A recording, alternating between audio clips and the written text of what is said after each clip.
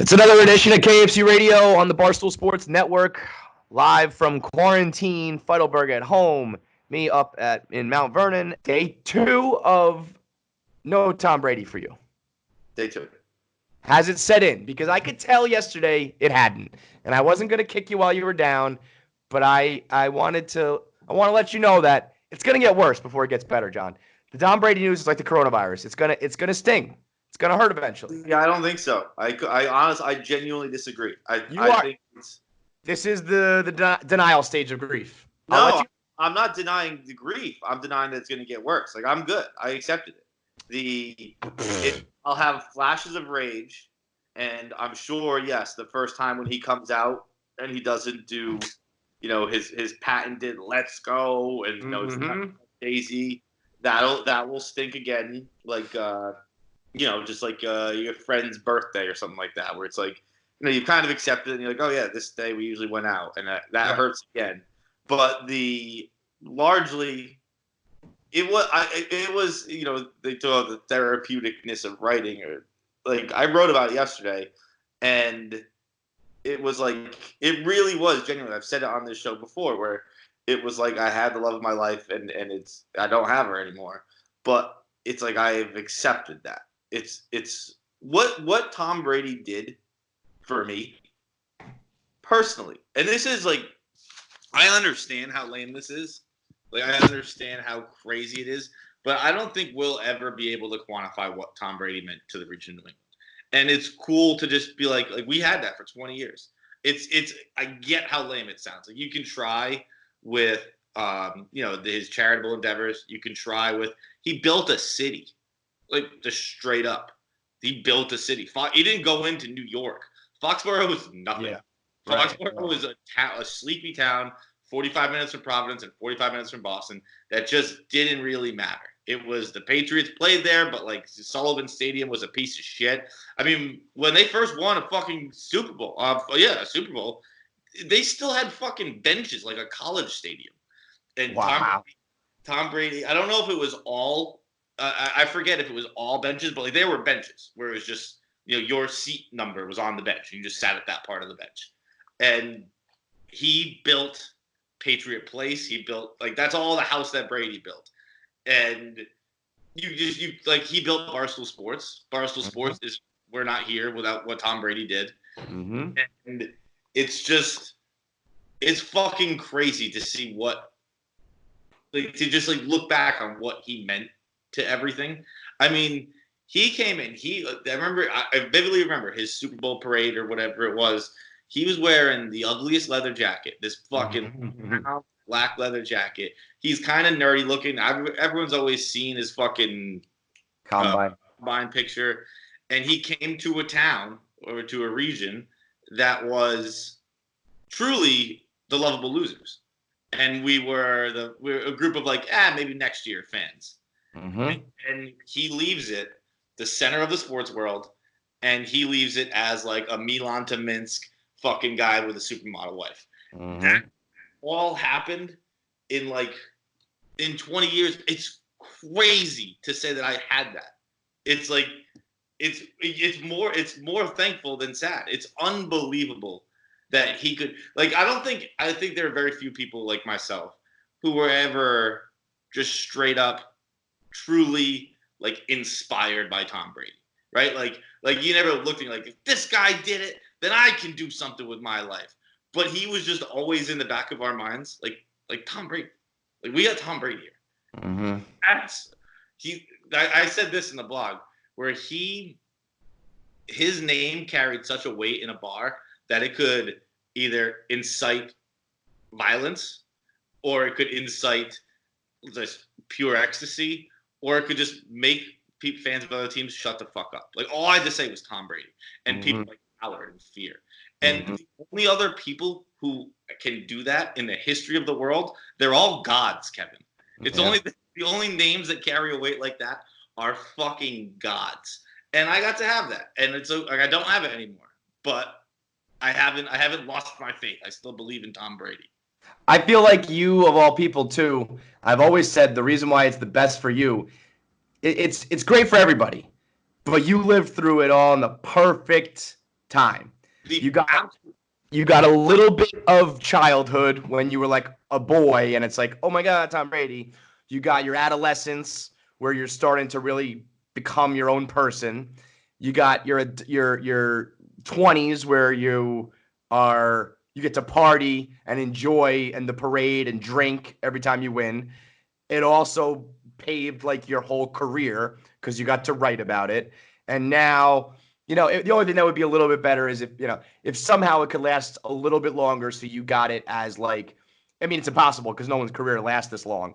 The only thing you'll miss out on is like you didn't get to do it with like your son or something like that. Because I'm sure there are guys who are like, I got to take my son to see a Super Bowl and that, what your father feels for Tom Brady. So you miss, that's the only life experience that you'll miss with Tom Brady. Otherwise, you did every check mark with greatness. Right, and so how can I possibly be mad about that? Like I can't be. I don't think you should be mad. I'm a little sad. I wish I had it, but like it's fun. I think I'm speaking for New England when I think everyone is just more thankful than sad or upset or betrayed or anything like that. I think everyone understands. Everyone's like, yep, you gotta do you. Just like YP asked me, is he gonna get booed when he comes back to Foxborough? What are you, a fucking jabroni? I mean, that's a ridiculous question. Absurd. Absolutely absurd. I think everyone is just like, thank you so much. I mean, he really fucking put it was my best friend when I was younger was a Yankee fan. His whole family was. And I was just the butt of the joke my whole life. Like every time. Like it was like the Red Sox can't win, fucking Patriots can't win. They lost in 94, 96, whatever it was. Mm-hmm. The Bruins with Jeremy Jacobs were hated. Celtics hadn't done anything since Bird left. It was just like we were lovable losers, and I never had anything I could say. I could never had anything I was. Yeah, exactly. I had never had a comeback, never had anything.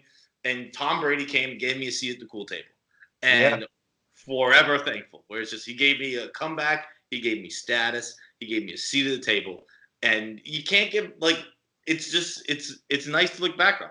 I think like already like it's a little easier to be like, wow, that was, and like I get it. I understand that what I'm saying sounds lame. I mean, yeah, I know what you mean by saying that, but also like, I don't know, sports is culture now, and like if you were to say that about a fucking artist or a musician or a writer or something, people are more inclined to think that's normal or whatever. But for us, it's athletes. For us, it's sports. Right. So I mean, fuck that. It is a little bit goofy. Like I'm sure the guys who are like, I don't wear another man's name on my back, I don't wear jerseys, they might think that's a little weird. But for I'm one of those guys. I think he transcends that. I'm not a big jersey guy. So like but Tom Brady, I'm not a big jersey guy, but I'll wear a fucking t-shirt with only Tom Brady's face all over it. Hey, right.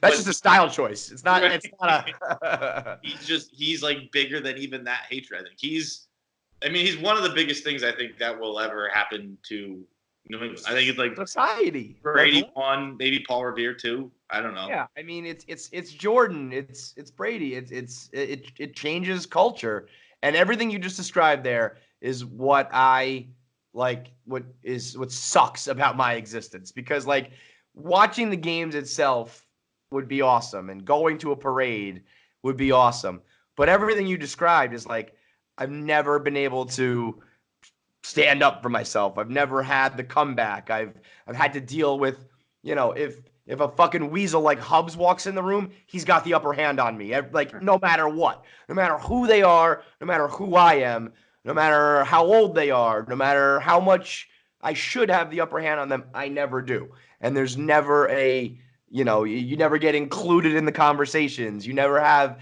I never have anything to contribute on a rundown when we're talking about championship. It's like a huge piece of what you want is missing when you're a sports fan and you're cursed with these teams and you want that lifestyle. You want to be able to talk about it. You want to be able to banter and contribute and reminisce and all that shit. And you can't. It's like, I want to play, coach. Put me in. And I'm on the bench, bro. It was an incredible time of my life, and it was like he was he was the only constant in New England for, I mean, him and Belichick, obviously, but like for 20 years, no matter what happened in your life, like Tom Brady was there. It would like, it didn't matter. We get it. It was never the front of your mind, but it was always like the people say sports is an escape a lot. And it was always like you could escape to Tom Brady. You could, it would be stupid. Like it could just be a GOAT discussion, just a dumb debate, but it was something to talk about. Right. And He's always there. granted, he took that away from us by just becoming there's no debate he has anymore. He is the GOAT. But there was always just like something you could like, oh, Peyton, Brady Manning, Brady Montana, Brady. You could always take your mind off something. And I don't ever actively try and do that. I think that's actually kind of lame when people are like, sports are an escape. Don't stop kneeling during the anthem. Like, I'm not looking for an escape, but it's just nice to have something to talk about. It's a little safety net, you know? Right. Man. And today's episode is brought to you by Pink Whitney. I hope everybody's stocked up. You got to make sure you have the essentials when you're in trying times such as this, which means non-perishable goods, toilet paper, and some Pink Whitney, because there's no better booze to drink than a little pink lemonade mixed with some pink lemonade infused vodka, which goes down nice and smooth. The girls could drink it. The guys can drink it. You can have it on the rocks. You can shoot it as a shot. You can do mixed drinks with it. It is the perfect little morning, evening, night, whatever. You know what I mean? It's morning. Really it's such a stretch every day to be like right next to like my bar cart. Be like, well, I mean, come on. You know, what? It's like, I think Dave said it best that quarantine time is like airport hours. You can eat whenever you want, drink whenever you want. We're on a 24-hour clock. There's no AM or PM. There's just survival. And if it's 11 a.m. and you need to taste that Pink Whitney on your tongue and get a little buzz on, then so be it. We are in trying times. Survival mode is all that matters. So make sure you stock up on some Pink Whitney or any New Amsterdam vodka in general. It is the perfect vodka that's affordable, as affordable as it is smooth. It's distilled 5 times over. It's the official vodka of the NHL and and Spittin' Chicklets, and now over here at KFC Radio. So get your Pink Whitney for the quarantine.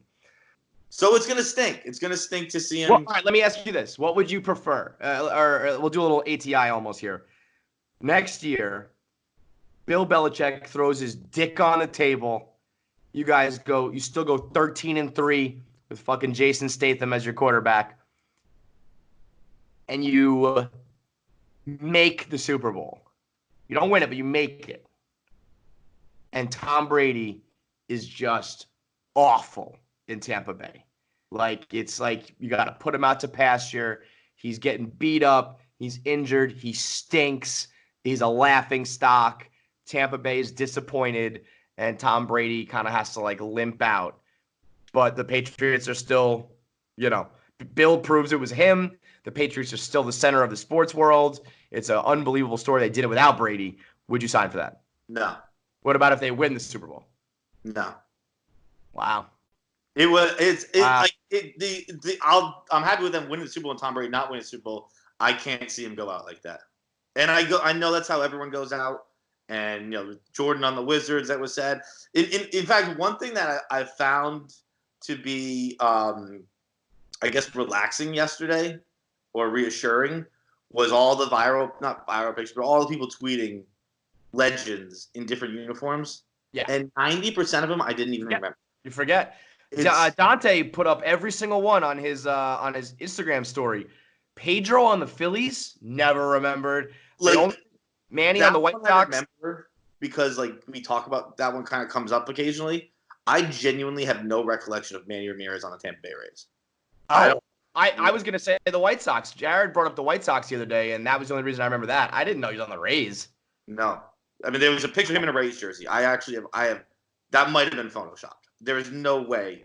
There was there was some that people talk about all the time, like AI on the Grizzlies. So I know that one because it's brought up as something that didn't happen a lot. But Manny on the Rays, I've never. Wait. Let me rattle through these because Dante put up 1,000 and it was like, oh shit. So Jordan on the Wizards, Karl Malone on the Lakers, John Smoltz on the Sox. I guess I remember that one. Hakeem Olajuwon on the Raptors, Yogi Berra on the Mets, Marty Brodeur was out on the Blues. Yeah, that one was a sad one because I believe he owed a lot of money in child support. So he really went out like he knew he didn't have it anymore. That wasn't even like a love of the game. That was I straight up legally have to be there. The prime time on the Ravens, Griffey on the White Sox, Favre on the Jets, Manny on the White Sox, Sammy Sosa on the Rangers. I mean, the list goes. Dwayne Wade on the Bulls. That was a weird one. I like when they were doing the whole goodbye in Miami. I forgot that he just wasn't. He was one of those guys. He Namath on the Rams. Some dude, a couple hockey guys. I don't know here. Frank Thomas on the Blue Jays. Yeah, Never. Pedro that on the was Phillies. fun. Yeah, Manny on the Rays is there. I mean, Emmitt Smith on the Cardinals. KG and Paul Pierce in Brooklyn. Patrick Ewing on the fucking Magic. Him on the Sonics and on the Magic is just a crime to New York. Shaq on the Celtics. No more in Oakland? Yeah, don't remember that. Not at all. I He mean, went out in Chicago. there are some all-time greats that have done it. But the only thing I'll say is that Brady's better. See, I talked about this with Kirk today. He was like, I think this is a non-story. Kirk goes. And he was like, said what you said. I don't remember any of those guys. The difference is Tom Brady's still good. Tom Brady's probably better than everybody that we just mentioned by a wide margin when they went to their second team. I mean, Jordan had been out of the game for a while. Gretzky was, he was washed up, right? Like Brady, not too long ago, won an MVP. So, I mean, I still believe. I think he struggled last year. Will you, now that it's done, do you still stand by that? Like he's still just as good as he always was. Oh, I'm very excited to see him on Bruce Arians' offense. Yeah. Bruce Arians' offense throws the number one passes from 10 to 20 yards. That's obviously been like the thing that like, oh, Brady's a check down guy. Tom Brady has led the NFL over the last 5 years in passes from 10 to 20 yards. He's an assassin. I'm excited to see what happens there. I think it'll be fun to watch. He's got crazy weapons. He's got a good offensive line.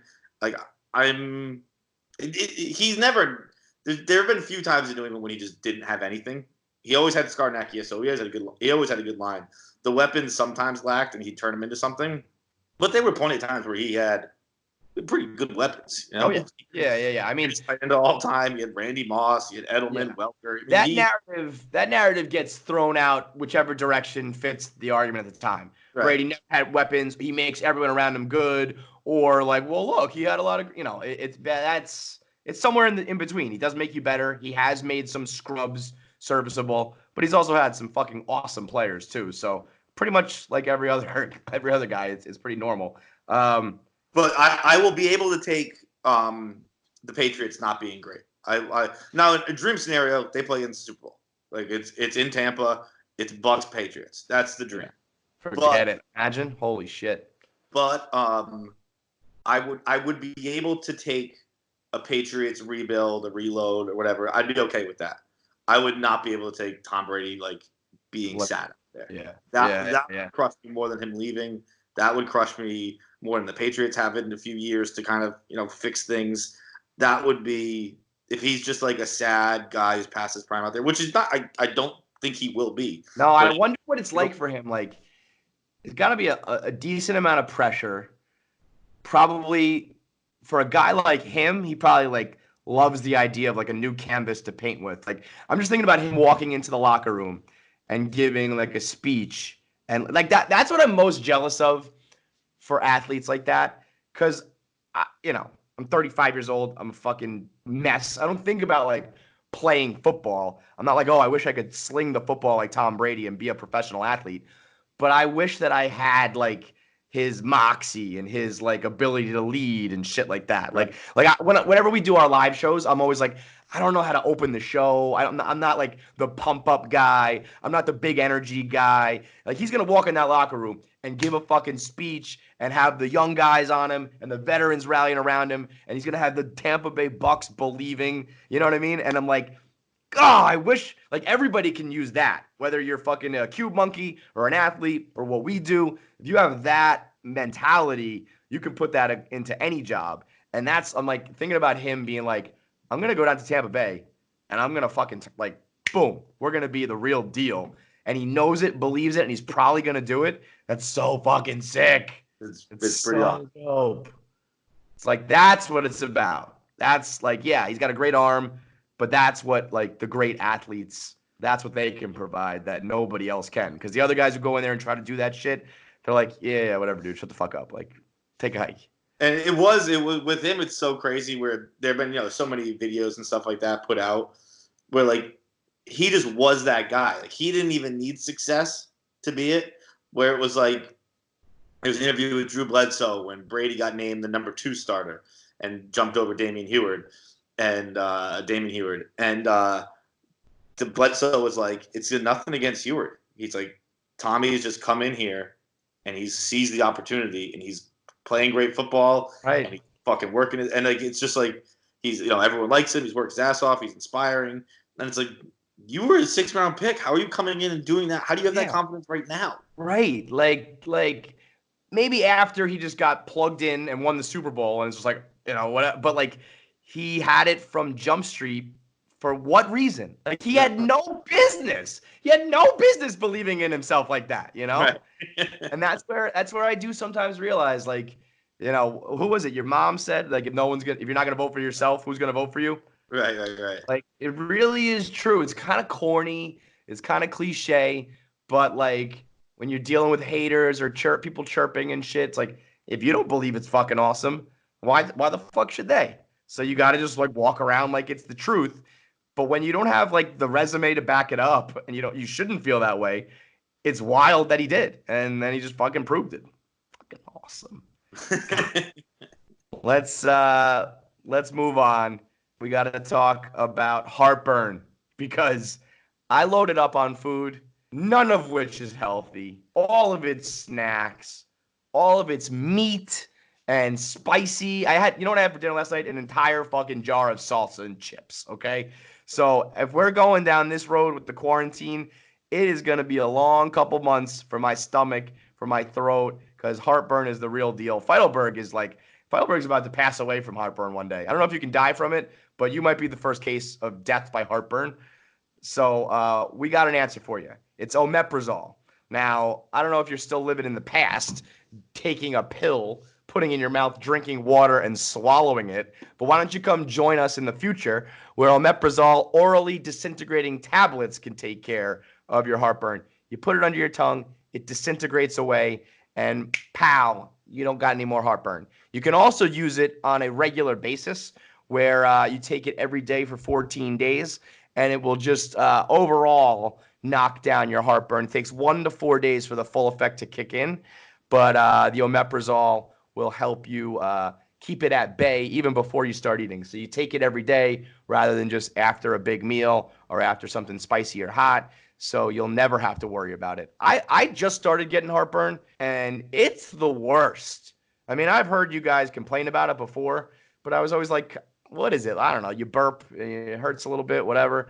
I get this feeling like right underneath my heart, almost like in my ribs. And it's like, I mean, it's debilitating. It's crippling. And I sit up in bed and I feel fine. I lay down, it hurts. I'm like, what the fuck is this? I Google it. It's like textbook heartburn. It is the absolute worst. I don't know how you deal with it all the time, Heidelberg. That shit is It's awful. just part of my life now. I got to get on the numbers to get off it, but it's just become part of it. I'm just like, yeah, this is the way it works. So I'll stay ahead of it. You can learn more and find Omeprazole Orally Disintegrating Tablets at a retailer near you. We'll put the link to the retailers near you in our show notes, and we'll also tweet it out. So be on the lookout for that. Speaking of trying to sleep at night, I believe you had the first ever KFC Radio documented case of sleep paralysis. Oh, I don't want to. I think it was sleep paralysis because it was. Here's the difference that I feel like maybe if someone actually has sleep paralysis, they tell me this is what happened. I absolutely couldn't move. I was conscious. I couldn't move.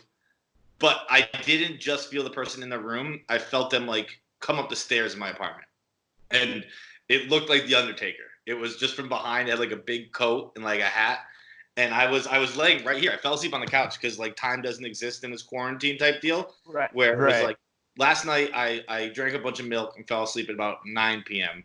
And then I woke up at 11:30 on the couch, and I thought it was 11:30 a.m. So I was like, oh fuck, this is crazy. But then I switched sides and laid over here again. I was like, I realized it was nighttime, so I had time to go back to bed. Right. And I was stirring a lot, right? And I have like all of my documented panic happens in my unconscious. Like I've had panic attacks where I wake up and it feels like I'm having it feels like I'm in the middle of an earthquake and it's just my heartbeat beating on the bed. And those times I take myself to the hospital. But this one was like it wasn't a heartbeat, but I could feel like I couldn't get up, right? And I had this clicker in my hand, and it was almost like in whatchamacallit, in House on Haunted Hill, where it's like you could see the thumb moving, right? And I was like flicking this. To be honest, I thought it was my ukulele. So I thought I was strumming it. I hate your guts. And I was trying to move, and eventually my head just snapped. It almost felt like someone was holding my head and wasn't letting it. And then I let go, and I twisted fast, and I popped up, and there was no one there. But it was absolutely terrifying, Kevin. It was. No. It's the first time it's ever happened to me. Again, I always feel like in what I've heard about sleep paralysis, the spirit is always in the room with you. I followed this motherfucker from my front door. So it was like, it definitely started as a dream, and then kind of just like I thought he was in the room with me. It was awful. He even had the Undertaker's fucking entrance. Like he was coming up my stairs. Guess what? It was blue light and smoky. And then this thing in my room that I wanted to look at and couldn't until it went, and he wasn't there. Dude, I mean, I was so skeptical. I didn't believe in sleep paralysis. I used to make fun of it. And then all of our listeners who suffer from it told us it was true. And I just shut my fucking mouth about it. Because if I ever start to get that, I'll have to go to the loony bin. I'll have to kill myself. I can't. That will fucking. That's some Freddy Krueger shit. I'll never go to sleep at night. I'll just be sitting there at night like, nope, not going to sleep. I mean, I don't have sleep paralysis, but I have nightmares all the fucking time. And I pop up. We talked about this recently where, like, I'm pretty sure I was almost dead. Like, I wasn't breathing for a little while because I wake up like, and I'm like, how long did I not have oxygen? Jon Snow. And I pop up and I'm convinced that I'm dead.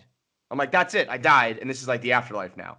I'm in my dark room and this is now heaven, hell, purgatory, whatever. And like, I didn't get a chance to say goodbye to anyone. And then I like shake off all the cobwebs, realize I just had a nightmare, go back to sleep. And that scares me enough. If I'm ever physically stuck, boy, I'm going right to the fucking loony bin. I could just move this finger, and I was like, oh, almost like peaceful, like almost like as if I was a professional guitarist, and that was the ukulele was my safety blanket. Like I still don't want to play a ukulele. I still haven't really gotten to this book yet, Kevin. We're being perfectly honest here. How's your Spanish going? I don't know the book. I don't think I'm ever going to get it. Oh, okay. Because Amazon has prioritized their orders now, right. And I don't think Spanish young adult novels are. Let me tell you something. I hope someone from Amazon has listened to our show. I hope that you ordering 2 books in English and Spanish, young adult, to learn how to speak it. I got the English one. I hope it's literally the last order of priority, because it is. It's the least important thing in the world right now is you learning Spanish from a fucking Spanish vampire book. It's called The Prince of Mist. By Carlos Ruiz Zafón. Let me see the cover. I mean, is that the guy? Is that it? That's it. Exactly who it is, Kevin. That's like the Undertaker. That's it. It's got the hat and that's him. That's literally exactly what it was.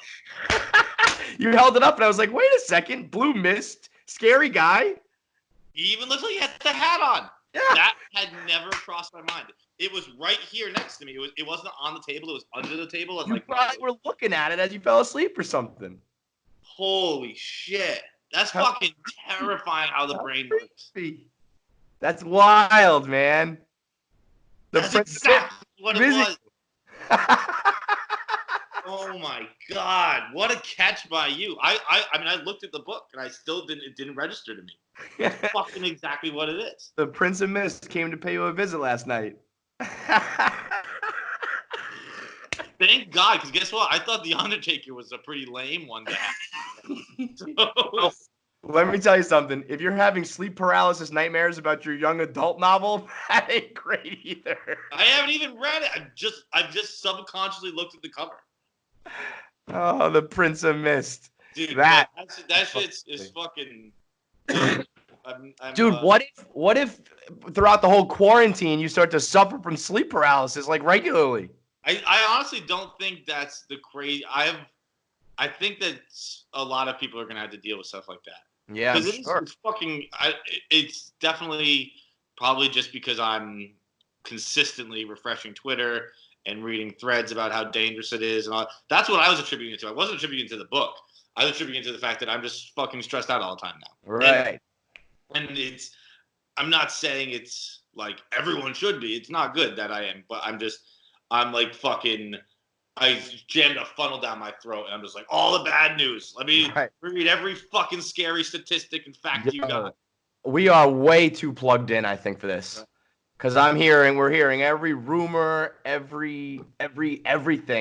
And I don't know what's true, what's not, what's real, what you can rely upon. And it's just like, it's crippling. It's just like, well, okay, we all might as well just fucking die. Actually, that brings us to our next segment. We got to talk about the number one coronavirus conspiracy theory going around. It's brought to you by Outback. Now, like I said, I stocked up on snacks and chips and donuts, but I'm going to need some real deal meals eventually. And there's nowhere I'd rather get it from than Outback. It's available through DoorDash, so you can get it delivered right to your door. Juicy steaks, a big fried bloomin' onion, the brown bread with the sweet butter. You can get the surf and turf. You can get yourself some lobster, some crab, a nice salad if you want to stay healthy with it. Outback is on DoorDash, and you can get that steakhouse type meal delivered right to your door. I get the filet, but they've got every other different cut. I think I get like the Victoria 8-ounce or something like that. But they got different sizes, different cuts, different styles of cooking. It's a steakhouse quality steak that's available for delivery on DoorDash thanks to Outback. It's going to be a long haul together, and you're going to have to make sure you get some protein in you. Every now and then you got to make sure, we can survive on peanut butter and jelly and ramen noodles and whatnot. But every now and then you're going to have to splurge and make sure you and your family and your loved ones, your girlfriend, your boyfriend, whoever, has yourself a nice meal so you stay healthy and you stay sane. So hop on DoorDash now and hit up Outback. It's a no-brainer. You can order it right to your door. You don't have to go shopping. You don't have to cook. And it comes all you know what you got to get to? The cheesecake. Get the cheesecake with like a raspberry sauce drizzle. I know. I mean, I know what I'm doing for dinner tonight. Yeah, it's Outback. You should too. Get yourself a steak, the bread, the bloomin' onion, and the cheesecake. It's the official KFC radio meal of Outback. So download DoorDash and get your Outback on.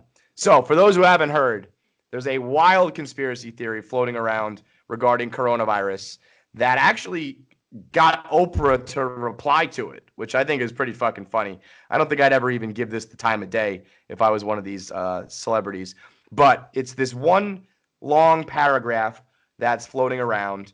And it started, this is like probably four days ago now, I guess. And it's basically insinuating that the coronavirus is one big deep state cover-up, while the infamous Hollywood pedophile ring is being taken down. So Tom Hanks does not have coronavirus. He was arrested for pedophilia charges, according to this conspiracy theory, and that he's being kept in a hotel room in Australia because he's refusing to fly back to the U.S.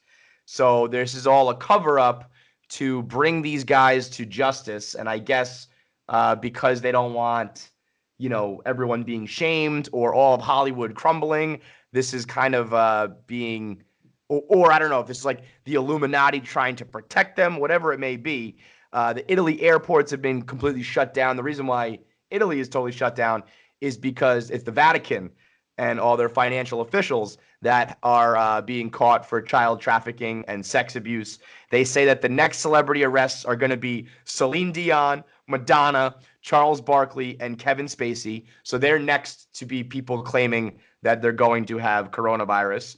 And also that Harvey Weinstein has agreed to bring down Bill Clinton, Joe Biden, Tom Hanks, Oprah, Ellen DeGeneres, Quentin Tarantino, Charlie Sheen, Bob Saget, Kevin Spacey, John Travolta, Steven Spielberg, and all of the Pizzagate guys. And that this all ties into Jeffrey Epstein, and it all ties into the reason why the CEOs of Harley Davidson, McDonald's, Disney, all the Vatican chief of police, everybody's been stepping down, and it's all related.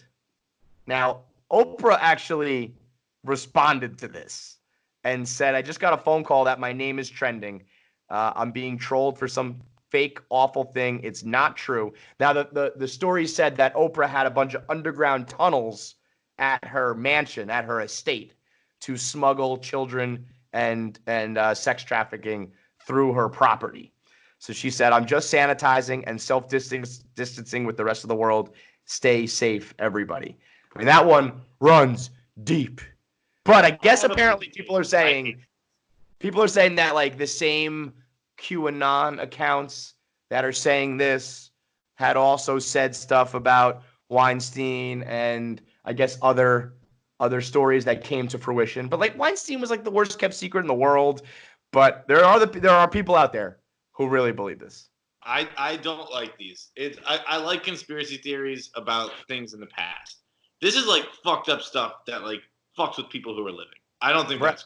I think like if you want to fucking, I think the moon landing happened, but if you want to joke about that or whatever, that's fine. This shit, like, imagine Oprah last night, like, this all happens in the dead of night. Like, I think when I woke up from my milk nap, 11:30, I saw Oprah was trending, and I was like, "What's this all about?" Bro, and I clicked stop. it. Just stop. My milk nap. I mean, you're becoming Charlie Kelly. Like, I almost what we should have done. I should have just quarantined with you, and we could have just been Frank and Charlie doing night crawlers. Like, we could have been. I could have had my toe knife. We could have been cooking on the fucking radiator. We could have just been wearing our boxers, sleeping head to toe in bed together. A milk nap. Did you see Hubs eating milk steak? Yeah, that was disgusting. I mean, what the fuck?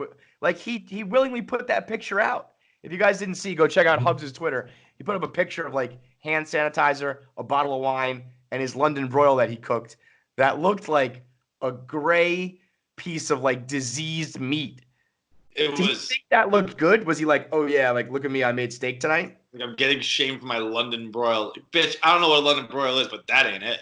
That looked like a fucking gray, dead piece of fucking bark. Holy shit. Anyway, but with like with these fucking things, when they have the possibility of becoming real, like again, like it was 11:30 p.m. and I was like, what the fuck? What's Oprah trending? And I clicked on it, and there was nothing. It was just all jokes about her being a pedophile. Mm-hmm.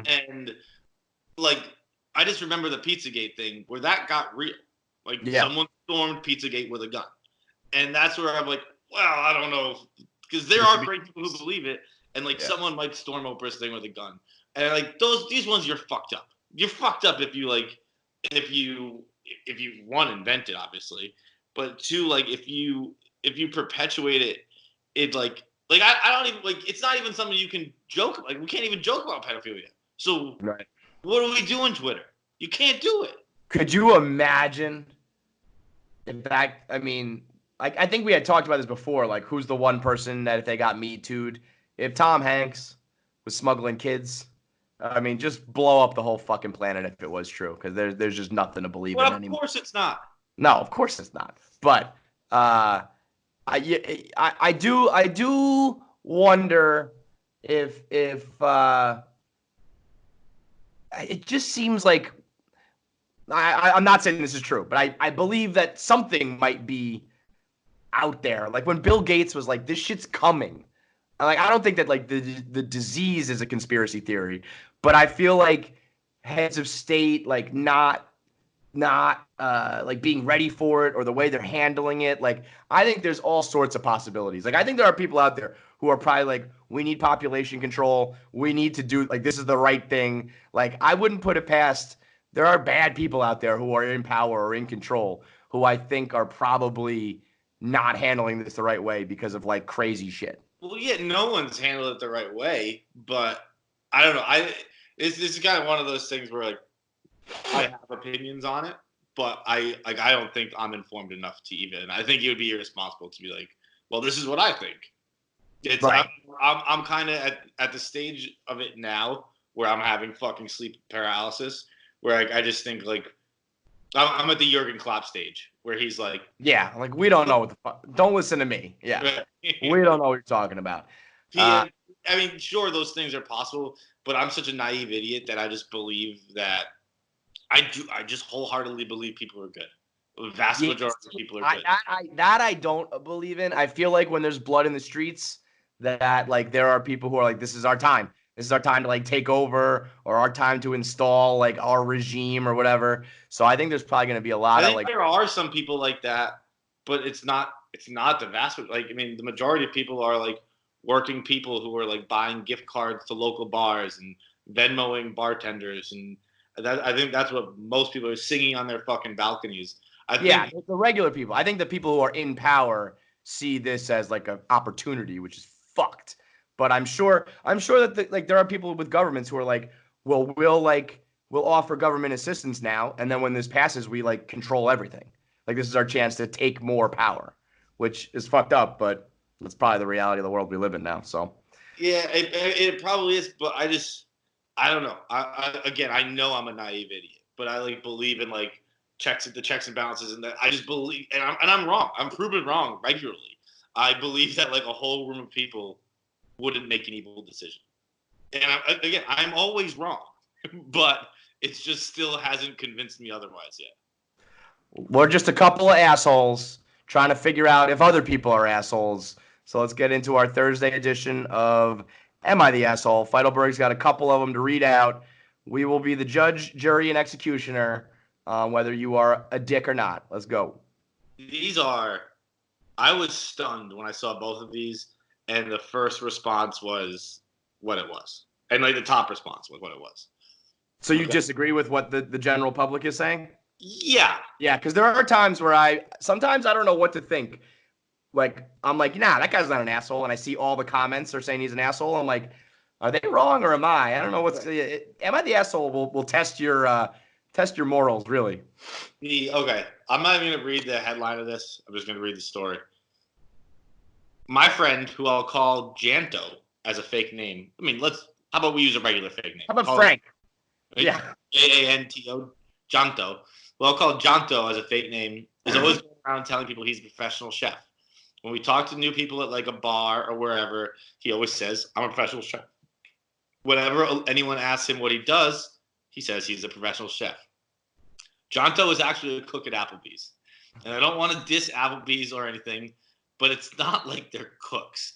They're not designing recipes or making anything complex. I think most of it is pre-prepared in some fashion. It probably comes from Applebee's factory in Mongolia or something. And they follow very specific steps to reheat it or who knows what. But there's no chefing going around. Also, whenever we are with people and the topic of food comes up, he will chime in and conclude something I should know. I'm a professional chef after all. So I've taken to whenever he says he's a professional chef, I butt in and laugh and say he's a cook at Applebee's. Or I will say, "Oh, really? Say what restaurant? Where are you chef at?" He gets very angry at me when I do this and is currently not speaking to me. And it's caused drama in my friend group. About 2/3 side with him, and some are saying I'm right in spirit, but should not have mocked him, and others saying he's not wrong at all. One guy who I'll call Big Maco, God, I mean, he even said it does count, and he is a chef. The other 1/3 are on my side. I think it's ridiculous for Janto to claim the mantle of professional chef. They're still arguing with each other now because of it. So what is the answer? And the top answer, you're the asshole. On well, what goddamn fucking planet am I the asshole for telling my friend, "Hey, bud, you're not a fucking chef. You use a microwave at Applebee's"? I don't think they have ovens at this place. yo, that guy's an asshole for his fake names, but not for this. That guy, what? If I once worked at a fucking snack bar at a country club. I flipped a fucking egg sandwich in the morning. And do I run around saying I'm a professional chef? I made bagels at a coffee shop. Am I a professional cook? Get the fuck out of here. I actually wouldn't have a problem if he didn't lay it on too thick. If someone asked him what he does and he was just like, I'm a chef, I'd be like, all right, fine. But the whole like, I should know after all that kind of shit, like I'll let you exaggerate a little bit because we all do. For sure. You know, if you ask me what I'm doing and I say I'm a writer, you know, most people would probably imply that I'm writing a book or a novel or, you know, whatever, and I'm writing blogs. Fine. So I'd let you slide to an extent. And I bet you this friend did. I think he probably like reached his breaking point and was eventually like, you work for fucking Applebee's. Shut up. Yeah, it seems like the line has been crossed. It was like, I should know I'm a professional chef. I mean, I don't even say I was ever a bartender. I made drinks at a bar, but I wasn't like a bartender, right? Right. It wasn't like cocktail and shit like that. Yeah. It wasn't even a popular bar. The bar was on a boat. It was pretty casual where I'd kind of like walk around and someone would be like, hey, can I get a drink? And I'd go get you a fucking drink. It's like I did like guest services. And a bartender does not have the clout that a fucking chef does. You say you're a chef, I think you're a fucking Michelin-graded fucking guy whipping up duck Laurent. Yeah, you got the hat on. You're putting like the drizzle on the plate and the presentation. And you know what the real test is? I bet. Do they call you chef? I always think that's so ridiculous in like on Chopped and shit when they're like, chef, hey chef, excuse me, chef, like it's his name. In Applebee's, they're like, hey, Alfonso, like whatever, you know what I mean? Hey, Jonto, whatever the fuck the name was. You just say your name, like, hey, grab some of those frozen buffalo chicken strips and throw them in the deep fryer. That's when you're opening up big bags of frozen shit and pouring it into a deep fryer. You cannot say you're a professional chef. Dude, the chef thing is the craziest thing. Like, my girlfriend worked HR at a restaurant, and she'd call me. She'd be like, chef was a dick today. I'm like, no, I can't take that. I'm like, excuse me? I can't. I think my sister legitimately worked at a country club. It wasn't like the snack bar, but it was like, it kind of was like the snack bar, and she had to call the guy chef. And I remember being like, she was like a teenager, so I was like, you need to go in there and call that guy his fucking first name right now. And she was like too afraid to do it. But I would, unless you legit have a Michelin star, I'm not calling you chef. Honestly, even if you do, if I know you, I mean, I guess it's like, and like, it's so preposterous that it even invokes this kind of belief, but it's like doctor.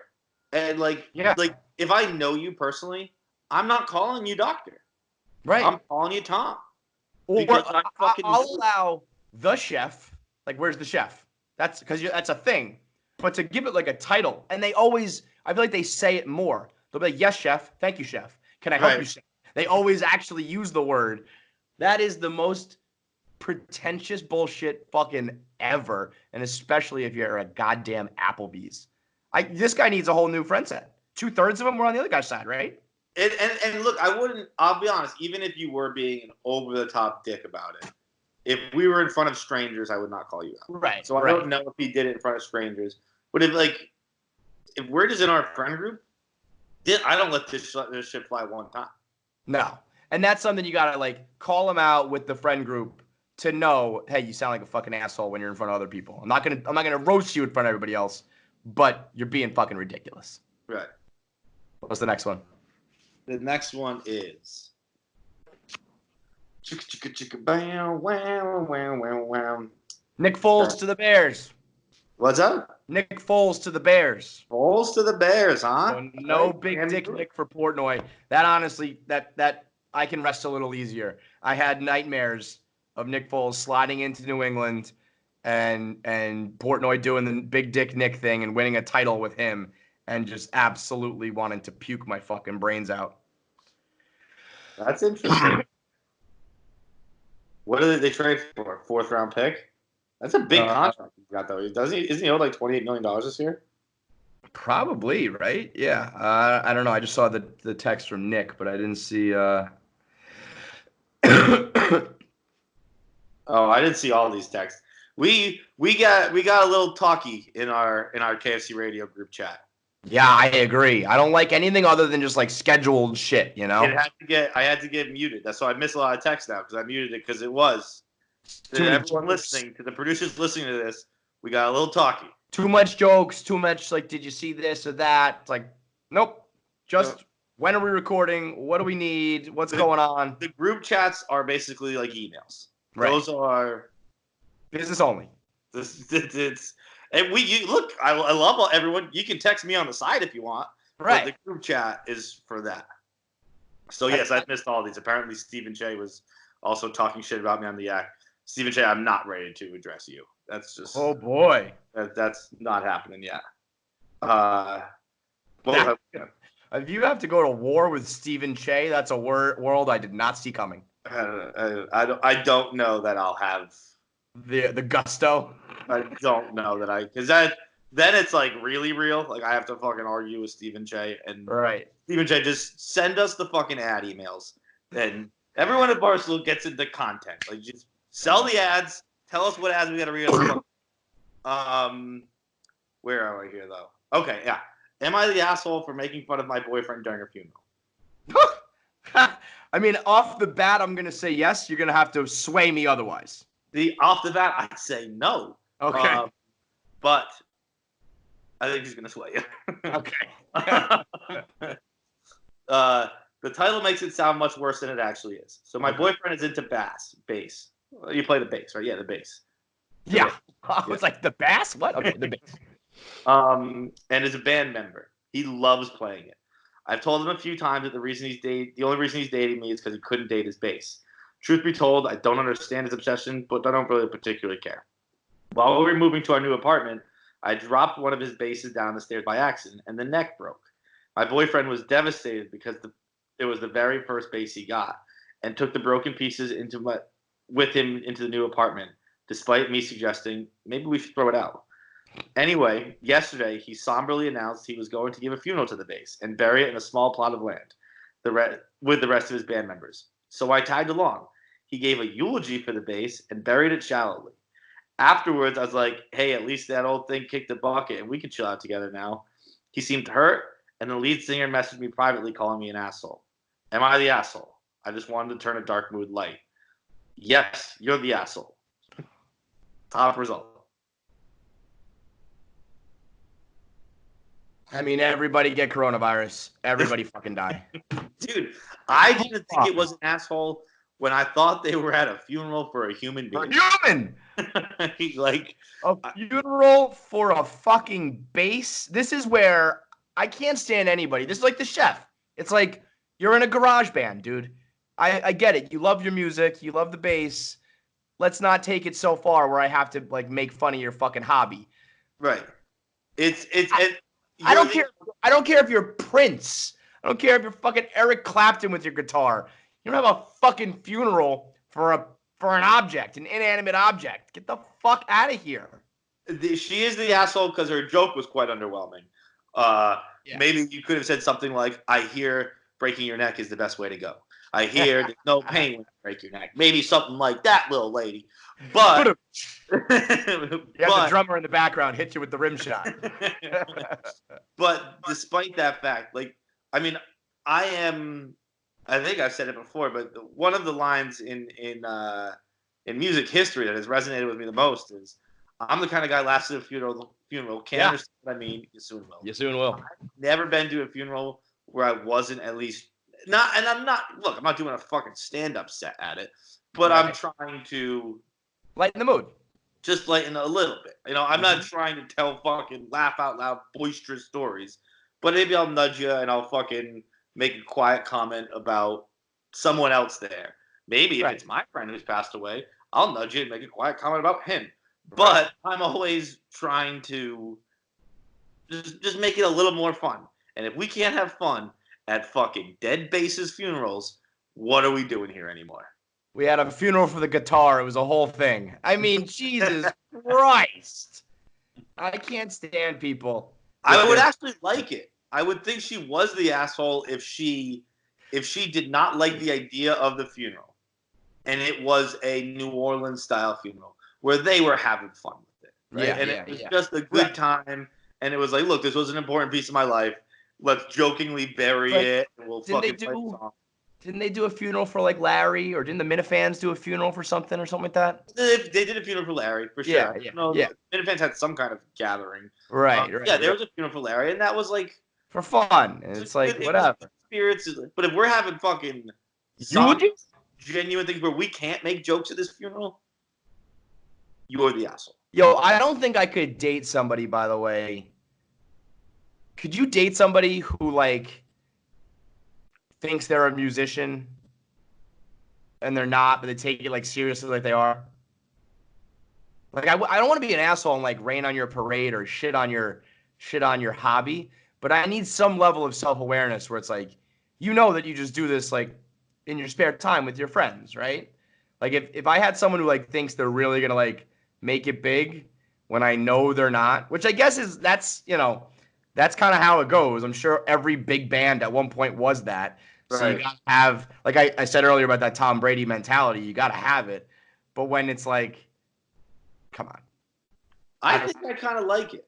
Yeah, I don't know if I could do it. Like I would like to be like I'd like to be in a relationship like they can't, like anything, you can't be talking like, oh, you're going to be a big star. But I would like to date someone who does like live music in a bar. Yeah, that's fine. I'm saying like if you had the chef version of an instrument, if someone was like in the friend group being like, well, like when we're on tour, we're gonna have to figure out like what we do. You know what I mean? It's like, okay, relax. Yeah. You're doing open mics for free. I don't think I could do that. I think I would be too embarrassed. Yeah, it's tough It because you don't sounds want to terrible, yuck but someone's yum, right? Like yucking yeah, yums is not what we're here for. yeah, But yeah.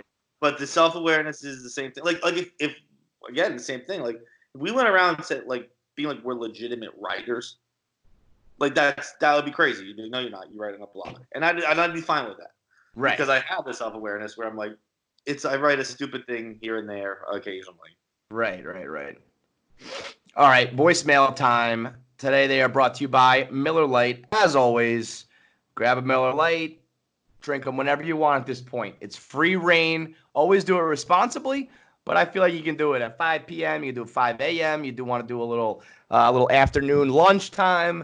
Doesn't matter because we're all stuck and we're all trying to make it through it. So get yourself a cold Miller Lite. Now, the best part is while you are indoors, you don't want to get heavy, you don't want to get fat. And Miller Lite, brewed in Milwaukee, Wisconsin, is just 96 calories and 3.2 carbs per 12 ounces. So you don't have to worry about ballooning up and getting bloated.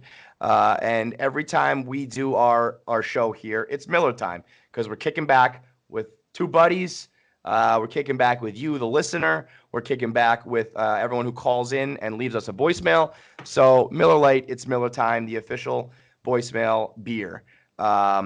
It's the original social media, really. We're getting back to basics here at Barstool. You should get back to basics with your social life to get together with your pals, find your friends, tell some stories, share some tales, ask some questions, play Answer the Internet, ask Am I the Asshole, and do it all while sharing a round of Miller Lights. So get yourself stocked up for the duration of this quarantine. Get a couple cases, keep them in the fridge, keep them on ice, and always be ready to have a little Miller time. So get your Miller Lite, celebrate responsibly from Miller Brewing Company in Milwaukee, Wisconsin. Let's get into it. Hang on, I got to open up the email. How are you adjusting? You good? You just like, I'm like, I just remember the old days and I feel like I'm fine. Yeah, there is the open endedness of it is concerning, but aside from that, like I don't know. Yesterday I started showering in the mornings. I had not been doing that, Yeah. so I'm showered. I put on clothes. I think that is an important thing. I'm gonna cook today. I'm like slowly trying to make it normal. Uh-huh. Like I've been ordering out. I've been eating like an asshole. I've been drinking a lot of milk. Um, today I'm gonna get back. I'm gonna read a little bit. I'm gonna cook, and I'm gonna do that at like 5 o'clock, 6 o'clock. I'm gonna try and get it because if it is, I noticed pretty quickly, like I spiral fast, and it was like Well, let me ask you a question. Are you putting on jeans and pants? pants. Yes. I'm wearing like my comfy pants, but they're pants I wear to the office. They're like fancy wool pants. That's crazy. That's crazy. I'm just going from like one pair of pajamas to a clean pair of pajamas. Like I I don't just even keep like. that. I have like 2 pairs of pajamas, so like I couldn't even. I just That have so much Barstool indoors clothes that I'm just like, all right, I put on the gray pants, I put on the blue pants, I put on the gray pants, I put on the blue pants, and it's just a constant rotation. You won't catch me in a pair of jeans for the next 6 months. All right, let's get to our voicemails. I'm gonna 1, 2, 3, 4, 5. Pick a number between 1 and 5. 3. Knew you were gonna say that. Did you? I feel like everyone in the world says 3. What up, KFC, Buzz, Super Producer BC. So this weekend, things got a little nuts on St. Practice Day. Me and my buddies ended up getting some tickets for pissing on the side of the road. Sucked at first, but then I got thinking, I wish I could give out tickets. If you had this little rule book, notepad you could walk around with and hand out tickets as a citizen for things that aren't really illegal, deserve to be fined. Not jail, but just give them a little fine for it. They should know better. What would you guys be handing out tickets for? Peace. Slow walkers. Yeah. What was the question? Sorry, I just saw a tweet and I got blind rage. So I zoned out. First, tell me what the tweet was. First of all, it's viral. It's got like 3,000 retweets. I don't know, a couple thousand likes. Breaking. Manti Te'o's girlfriend is tested positive for coronavirus. I'm furious, Kevin. I am beside myself with anger and rage and hatred in my heart right now. That is the worst tweet I've ever seen in my life. It doesn't make any sense. It's not timely. It's just like, what are we gonna do? A Deboing joke next? Planking? I mean, what the fuck? It's so fucking bad. I can't even. That makes no fucking sense. There's just no connection there at all. What the fuck? Anyway, the question's a good one. If you were like a cop, right? You had a pad of paper. You could give out tickets for anything you want. Doesn't even have to be a real crime. Just like a social crime. What would you give out tickets for? Oh boy. Mouth chewing, anything rude at the table. I'm very prone to getting angry at one, bad tweets, and two, like mouth chewing or slurping if you're like soup, or lip smacking, anything along those lines. Anything remotely rude. It's like, this isn't some crazy idea. Fake hustle. You gotta fake hustle for me. 100% of the time. I need a fake hustle. It's like when you're crossing the street, or when you're in a car and someone's crossing the street. Yeah, you need a fake hustle. I probably move slower when I'm fake hustling, but I'm showing you that I'm not. I'm acknowledging that I'm inconveniencing you and trying to make it lesser so. And I'm probably not, but at least I'm acknowledging it. Yeah. My favorite one I ever do is with the waitress trying to squeeze by you, and I just lean forward. The chair stays where it is. Yeah, I just lean it forward, and it's at least I'm showing you something. Okay, I'm being like, I care. I don't care enough to really do something here. Right. But I care to acknowledge I should be doing something here. Okay? I like that. If you're not giving me fake hustle, I can't have you in my life. Will you do the fake hustle if someone's holding the door for you? Oh yeah. How about if they do it too far away? Yep. No matter what, I'll fake hustle for sure. I will not hold the door if you're too far away. Yeah, that's what I don't. So I'll fake hustle up. My train station in the morning, I'm on the wrong side of the tracks, so I have to go up and over. So there's like a stairway that's probably like 40 stairs. It's a big stairway, and at the top is a door, and there are people who hold the door for me at the top when I'm at like the middle landing. And I gotta like run up the stairs. Upstairs a lot. Yeah. So at that, I just keep my pace. I'm just like, fuck off, dude. I'll get to that. You can let that door close. Thank you for the offer. I will just get it my goddamn self. I'm not gonna run up the stairs for you to hold the door for me. Fuck off. Yeah, upstairs is. I'm doing slow walkers and people who are walking and texting. I walk and text because I'm a fucking pro. I got my head on a swivel. I'm up, down, left, right. I can text. I can walk. I know what the light is. I know where the cars are going. I can do it. I'm fine. If you got your head buried and you're bumping into me in New York, fuck off. Dude, I think I'm a pro, but also I think pretty much everyone else is a pro too. And it is very funny. I'll get a good chuckle to myself basically every time I walk home when I take a 30-second break to look up at some point in that 15-minute walk and see someone else walking with their phone and going, Jesus fucking Come Christ, on. watch what you're doing. And then I'm right back in. I'll be like, John, you're such a dickhead. Bro, I'm like a chameleon though. I feel like I got like one eye up and one eye down. I'm good. I can do it. Nobody else can, but I can do it. Fuck everybody else. This is apropos. It's titled "Getting Drunk to Beat Ghosts." So maybe you can beat the Prince of the Mist by drinking a little whiskey. What's up, KFC Radio? Me and my buddies got all drunked up last weekend, and we got back to the house. We decided to watch a scary movie, and we decided we had figured out how to beat any kind of ghost or demon, and it's just to get piss hammered drunk. I mean, the biggest part about a ghost is they like torment with you, and so what if you walk in and it starts throwing chairs around the room, and you just slide a bottle of whiskey across the table and say, listen here, buddy, we can either act like children or we can pound this bottle of whiskey. You think you're scary? I got demons all up in me. What's the ghost going to do? Yeah, I mean, what's he going to do? You can't do anything if you're just blacked out drunk. I think that's how you beat ghosts. Let me know what you guys think and see if it's a good idea or not. I couldn't really hear that one, so you're gonna have to relay it to me. This might be the stupidest voicemail we've ever got. He suggests that if there's a ghost and he's throwing chairs and tables around the room and it's all crazy and chaotic, you slide a bottle of whiskey on the table and you say, hey, listen here, ghost. We can either behave like children or behave like adults. We can fight here, or we can down this bottle of whiskey and behave like men. So he thinks offering a ghost a bottle of whiskey is the best way to beat the paranormal. I don't get it. I mean, if this is the kind of voicemails we're getting on day 3, I don't know what's gonna happen on day 100.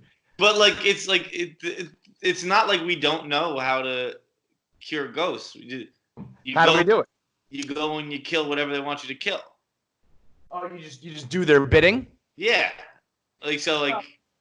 Before I fucking share a bottle of whiskey with a ghost, I'm just going to go murder its ex or whatever it wants me to do.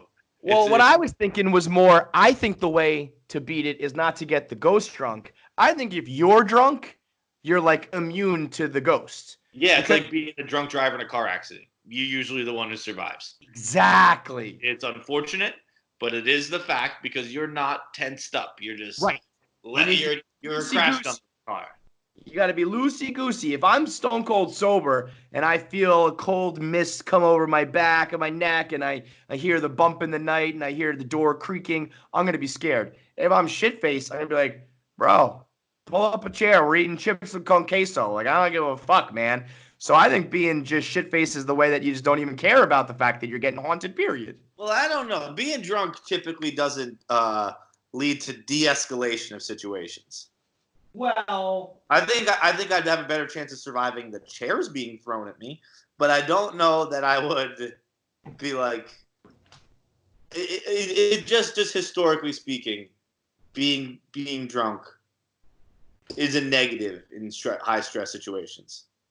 I would agree with that, but I also would think that I'm not the type to fight when I'm sober. I'm not the type to fight when I'm drunk, and so I would be more inclined to be like, would you just fucking knock it off, man? Come on. It'd be like you making those Mario Kart noises when you were fucking high. Just like, whatever, dude. Leave me alone. We'll do one more quick here. I only got 10 minutes before radio, and I got to log into the network and use my shit and all that stuff. So let's do this one. Hey, KFC Fights. What's up? Tough situation. Want to get your thoughts. I am planning my college roommate's bachelor party before their wedding, the bride gets cold feet, breaks things off. We're about 2 weeks away from the bachelor party, and her two brothers are now asking her, we're asking through her, she's asking that we pay back the two brothers for their share, because obviously it would be awkward if they're coming into the bachelor party with us. So my thought is that too little too late. We're 2 weeks away. Everything's booked. I pay for everything, and it's their fault that this is no longer happening. So I'm voting for no payback. What do you guys think? Is that an asshole move or not? Mike. Bride calls it off. Bride's brothers were supposed to go to the bachelor party. Now they want their money back because they're no longer going. Wait, I don't understand. So this guy's playing the bachelor party. Right. The wedding is no longer happening. Uh-huh. The brothers of the bride had paid their share of the bachelor party, but are no longer going to go, and they want their money back. Yeah. I think that's fair. I think that they either I still don't like. understand. Why does he have all the money? I don't know. Maybe he was the one. Like everybody. Like I'll pay. I'll put it on my card. You all pay me back. Whatever it was. It sounded like he said everything's paid for. So maybe they already collected. I don't know.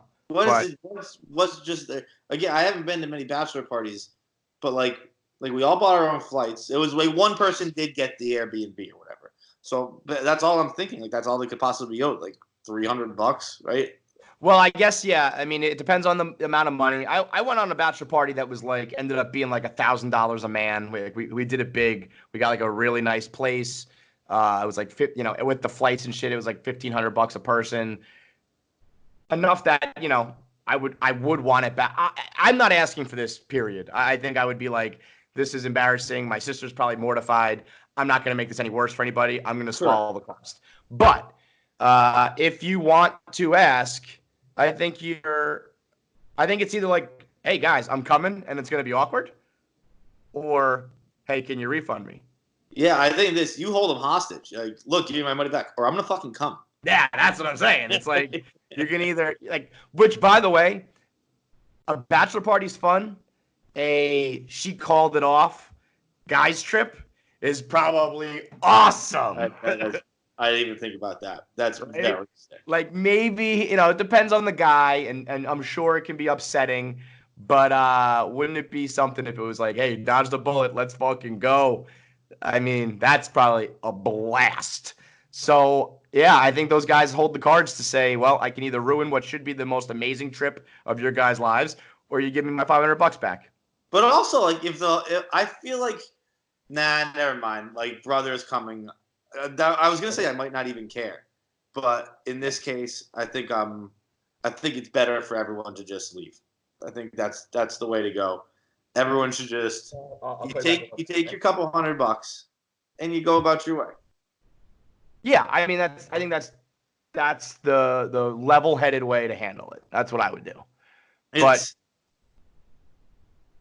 I think you're well with. Again, I wouldn't ask for it back, but I think you're well within your rights, and I don't think it should be very difficult. Like, just give them their money back. Give them the money back, yeah. And I mean, unless you booked everyone's flights and stuff, and that's first of all fucking insane. But if you booked everyone's flights and shit like that, and you got to deal with that shit, maybe I'd be like, fuck off. I'm not dealing with airlines and all that kind of stuff. But if it's, I can't imagine I owe you much more than the Airbnb. Everyone just fucking pays for themselves, I think.